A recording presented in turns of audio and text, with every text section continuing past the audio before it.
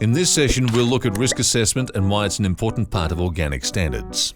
The organic standards give the requirements for risk assessment. Here we can read the requirements under the National Standards for Organic and Biodynamic Produce.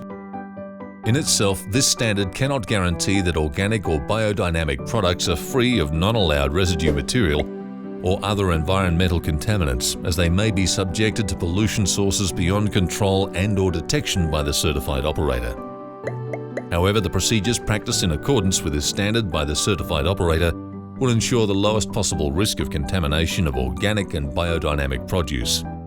Today, we'll look at what is risk. With an organic beef cattle property, risk is anything that could potentially affect the organic status of either the land or the livestock on the property. This is sometimes called a threat to organic integrity. What are some of the risks that could happen on a beef cattle property? Let's look at external first.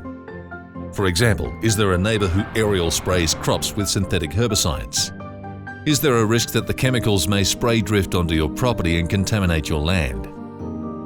Do you have a river that runs through your property that may have been contaminated upstream from herbicides or pesticides? Next, look at what could be possible risks to your organic status internally. For example, are there any old dip sites on your property that may harbour residues?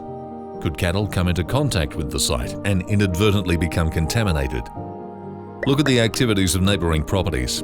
Are there any that could potentially contaminate your land or livestock with prohibited substances? When assessing risk, also take into account processes. For example, what is the risk that non-organic cattle may be accidentally sold as organic? What processes do you have in place to ensure this does not occur? After assessing all possible risks, look at how each of these identified risks could be managed.